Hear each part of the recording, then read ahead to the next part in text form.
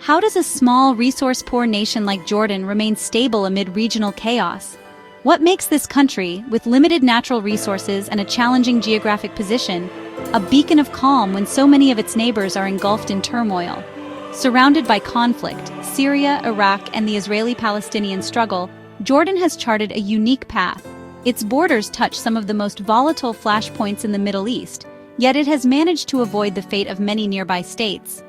While its neighbors have been drawn into wars and revolutions, Jordan has prioritized internal cohesion and security, becoming a haven for refugees and a respected diplomatic player.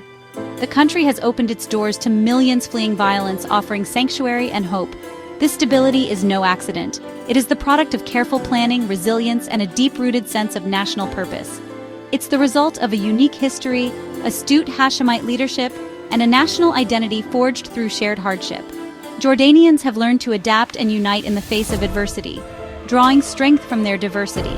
The monarchy, tracing its lineage to the Prophet Muhammad, has provided consistent, unifying leadership, guiding the nation through perilous times. Kings Hussein and Abdullah II have both played pivotal roles in maintaining stability and fostering dialogue. Jordan's strength lies not in military might, but in its capacity for mediation and commitment to peace. The country is often called upon to host negotiations and contribute to international peacekeeping efforts. Its lands have been a crossroads for empires and religions, endowing it with a rich cultural fabric and a deep understanding of coexistence. This heritage shapes its modern identity and outlook. Today, Jordan stands as an anchor of stability in a turbulent region, shaped by its history and pragmatic leadership. Its story is one of perseverance, adaptability, and hope for a more peaceful future in the Middle East. Before modern Jordan, this land was home to remarkable civilizations, most famously the Nabateans, who built Petra, a city carved from rock and sustained by ingenious water systems. Their wealth came from controlling trade routes, but eventually, the Romans annexed their kingdom, leaving behind cities like Jerash, with its grand temples and colonnaded streets. Christianity spread here, and later the rise of Islam brought the Umayyads, who built desert castles blending Roman, Byzantine, and Persian styles. These layers of history, Nabatean, Roman, Byzantine, and Umayyad, created a culture of adaptation and coexistence. For centuries, people here have navigated the flow of different cultures and religions. This legacy of resilience and pragmatism is the foundation of Jordan's modern identity. The ruins are not just relics, they're reminders of a land shaped by diversity and survival. Jordan's ancient inheritance helps it stand as a stable crossroads in a divided region. For centuries, Jordan's lands were a quiet, often overlooked part of the vast Ottoman Empire, where the rhythms of daily life continued much as they had for generations. Local Bedouin tribes managed their own affairs, maintaining ancient traditions and a strong sense of independence in the harsh desert environment. But the outbreak of World War I changed everything, as the Middle East became a battleground for empires and new ambitions. The British, seeking to weaken the Ottomans and secure their own interests, allied with Sharif Hussein bin Ali, the Hashemite leader who dreamed of a united and independent Arab world. The Great Arab Revolt, led by Hussein's sons and advised by the legendary T.E. Lawrence, targeted the strategic Hejaz Railway, disrupting Ottoman supply lines and inspiring hope for freedom. For the first time, Arab tribes united under a new sense of identity, fighting side by side for a common cause that transcended old rivalries. The revolt played a crucial role in helping defeat the Ottomans, shifting the balance of power in the region. Yet, British and French colonial ambitions, cemented in the secret Sykes-Picot Agreement, ultimately betrayed Arab hopes for unity and self-determination, dividing the region for their own gain. Still, the revolt awakened a powerful sense of Arab nationalism, sparking movements and dreams that would echo for generations. The Hashemites emerged as leaders in the quest for independence, their legacy shaping the destiny of the region. In the crucible of war and shifting alliances, the seeds of modern Jordan were sown, as new borders and new hopes took shape. The Hashemite family emerged as central figures in the new Middle East, guiding the formation of a nation from the ashes of empire. Jordan's creation was born from both the promise of independence and the disappointment of broken agreements, forging a resilient nation determined to chart its own path. After World War I, the British controlled Transjordan, a sparsely populated region east of the Jordan River. Emir Abdullah, son of Sharif Hussein, arrived in 1920, seeking to reclaim Syria for his brother, but instead negotiated with the British to rule Transjordan as an autonomous emirate. Abdullah united Bedouin tribes, villagers, and merchants, building a central government and founding the Arab Legion, the backbone of the new state. Through diplomacy and careful state-building, Abdullah fostered loyalty and stability. In 1946, Transjordan gained full independence, and Abdullah became king, founding the Hashemite Kingdom of Jordan. His vision and political skill transformed a loosely defined territory into a sovereign nation. Though his reign ended with his assassination, he laid the groundwork for a resilient kingdom. The Hashemite legacy would be carried forward by his grandson, King Hussein. Independence brought immediate challenges.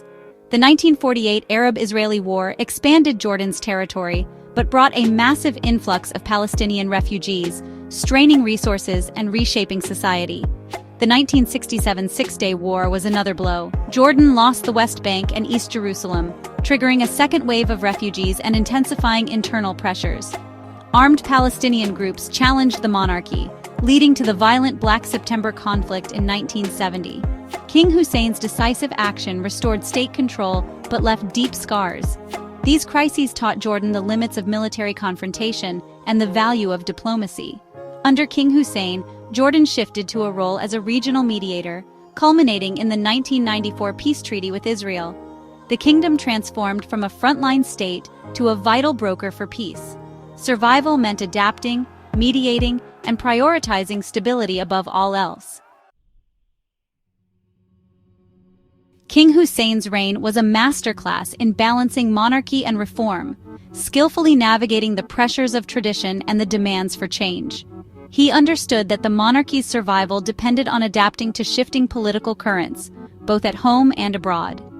He allowed limited political participation, using elections and parties as safety valves for dissent, carefully managing opposition to prevent instability. This approach gave Jordanians a voice, but always within boundaries set by the palace. His son, King Abdullah II, inherited a complex legacy, modernizing Jordan while facing new challenges like the Arab Spring and regional turmoil. The world around Jordan was changing rapidly, and the monarchy had to adapt to survive. Protests in Jordan called for reform, not revolution. Unlike in neighboring countries, most Jordanians sought gradual change, hoping to improve their lives without risking chaos. Abdullah responded with constitutional changes and new elections, reinforcing the monarchy's legitimacy and showing a willingness to listen, even as he maintained ultimate authority. Economic hardship remains a constant struggle for many Jordanians, with high unemployment and rising living costs shaping daily life. Lacking oil wealth, Jordan relies on aid, tourism, and remittances, while grappling with unemployment and debt. The country's economic model is fragile, making it vulnerable to regional shocks and global downturns. Abdullah's economic reforms aim to attract investment and develop new sectors, but austerity measures often spark public unrest, as people worry about their livelihoods and the future. The monarchy's strength lies in its role as a unifying force, mediating between diverse groups and maintaining stability in a region often marked by division. Jordan's political life is defined by this delicate balance: reform, tradition, and economic survival, all woven together in the fabric of daily life. The Hashemite monarchy remains the ultimate guarantor of unity and resilience, guiding Jordan through uncertainty and change. Today, Jordan faces even greater pressures, hosting millions of refugees from Syria and Iraq, straining its limited resources to the brink. Despite this, Jordan remains a key partner in the fight against extremism, with respected intelligence services and a proactive military. The kingdom's diplomacy is its greatest asset. King Abdullah II is a respected global figure, advocating for peace and dialogue, especially in the Israeli-Palestinian conflict. Jordan balances alliances with the West and Arab neighbors, acting as a bridge between worlds.